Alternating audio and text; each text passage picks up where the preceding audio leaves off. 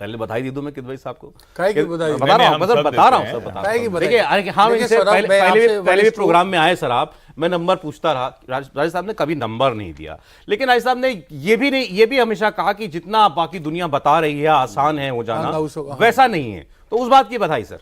नहीं, वो तो एक आकलन की बात है। देखिए पत्रकार को, जो मेरी नज़र में सौरभ, क्योंकि मैं आपसे उम्र में बड़ा हूं और प्रोफेशन में मेरा ज़्यादा अनुभव है, तो हमारे पास जैसे एक उर्दू का शेर है कि इंतजामात में क्या दखल तमाशाई का। तो सरकार कौन बना रहा है, कैसे बना रहा है, ये वो उसका क्षेत्र है। हम तो उसको देख रहे हैं और उसको रिपोर्ट कर रहे हैं, उसके बारे में चर्चा कर रहे हैं, आकलन कर रहे हैं। लेकिन रशीद साहब की बात से एक बात कहूँगा कि इनकी बात हम लोग तो सुन लेंगे, हम लोग तो जूनियर हैं, जो इनके साथ वाले और सीनियर हैं वो भी सुने कि सरकार बनाने बिगाड़ने में हमारी भूमिका होती नहीं है। मुखालता कोई भी पाल सकता है। नहीं, सर ऐसे बहुत सारे तमाशबीन हैं, उनको पता नहीं लगा कब उनके हाथ में बैंड आ गया था और वो बजाने लग गए थे, तो इसलिए वो उनको तकलीफ भी हो रही है। भाई बात ठीक है, सरकार किसकी गिरे किसकी बने, हमारा काम जो दुनिया में हो रहा है वो बताना, उसको रिपोर्ट करना, इतना ही हमारा काम है। उसको दुनिया के लिए और सरल भाषा में, जो हम इस प्रोग्राम में करते हैं, सरल भाषा में समझा देना। तो सर अभी तो पहला सवाल मेरा आपसे ये है, क्योंकि दोनों गठबंधनों की बैठकों का दौर चल रहा है, मोदी प्रधानमंत्री बन रहे हैं, एनडीए की सरकार है, कोई शक इसमें? नहीं, इसमें कोई शक नहीं है, लेकिन जो उसका निष्कर्ष निकाला जा रहा है, देखिए जो भी गठबंधन बनते हैं हमारे देश में, वो गठबंधन सत्ता के लिए बनाए जाते हैं। जैसे एनडीए गठबंधन सत्ता के लिए बना हुआ है और इंडिया गठबंधन भी सत्ता के लिए बना था। अगर विपक्ष में बैठने के लिए कोई गठबंधन नहीं बनता, तो ये दोनों साइड जो है उसमें नजर लगाए हुए हैं। अब आपकी बात सही है कि संख्या उनके पास नहीं, अब वह मौका ढूंढा जा रहा है। मौका कैसे ढूंढा जा रहा है? देखिए जिस तरीके का, अभी मैं पहले भी देख रहा था कि अब लोगों की एक इच्छा सूची साफ नजर आ रही है, विश लिस्ट आ रही है। जितिन मांझी कह रहे हैं हमें भी मंत्रालय चाहिए, फलाना आदमी कह रहा है देश का हमें स्पीकर हमारी पार्टी का होना चाहिए। क्या मतलब दिल्ली जो है कोई बाजार बन गया है कि खरीद फरोख्त होगी? देखिए कैबिनेट चुनने का अधिकार जो है सर, बाजार रहा है, लेकिन वो मजबूत और निर्णायक सरकार में या प्रधानमंत्री में नहीं रहा है। और यही के ऊपर मैं आपकी विपक्ष की रणनीति के बारे में बताऊंगा मेरे आकलन में, कि वो यहाँ एक मौका ढूंढने की संभावना तलाश रहे हैं।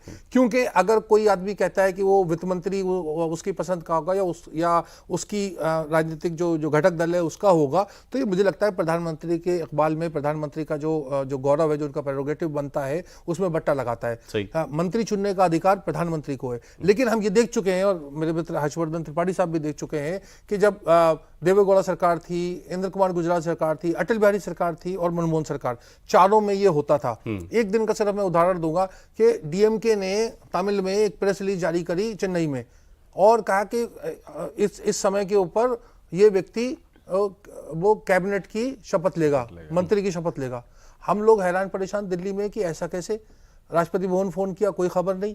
और लेकिन अगले दिन क्या हुआ, वही 10 साढ़े 10 बजे वो जो डीएमके के जो उसमें विज्ञप्ति में आया था, और वही उस आदमी ने जो था डीएमके जारी कर रही चिट्ठी कि ये आदमी प्रधानमंत्री कैबिनेट में होगा। वो एक बिल्कुल, मतलब उससे मैं वो नहीं कर रहा, कोई अटल बिहारी वाजपेयी का मैं नहीं कर रहा, ये वाजपेयी जी की सरकार के समय का टाइम की बात मैं बता रहा हूँ।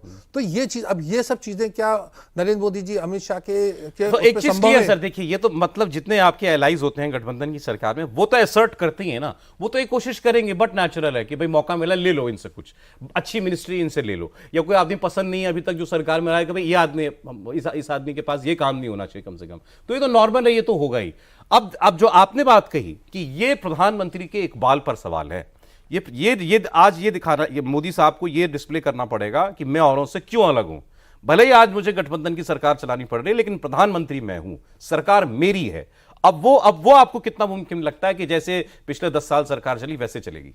तो वही के ऊपर ये बात आता है कि देखिए जो हम अब बात करते हैं चंद्रबाबू नायडू की। नायडू ने 1996 से 98 के बीच में जो यूनाइटेड फ्रंट की 2 सरकार बनी थी, उसके वो संयोजक थे। 2 बार उनको प्रधानमंत्री में से, कहते हैं ना, थाली में तश्तरी में सजा के उनको पेश किया गया। वो प्रधानमंत्री नहीं बने। उन्होंने किसको प्रधानमंत्री बनाया? देवेगौड़ा को बनवाया। दूसरी बार उन्होंने आई के गुजराल को बनवाया, और भी कई लोगों को मतलब नहीं बनने दिया। तो नायडू जो है इसमें बहुत, मतलब उनका हाथ जो है सेट है, उन्हें पता है कि उन्हें क्या करना है, बार्गेन करते हैं, और बार्गेन बोलते कम है और करते ज़्यादा है। उन्होंने स्पेशल पैकेज को लेके बात उन्होंने छेड़ दी, जो एक बड़ी परेशान करने वाली बात है, क्योंकि उससे अर्थव्यवस्था वगैरह का संबंध है।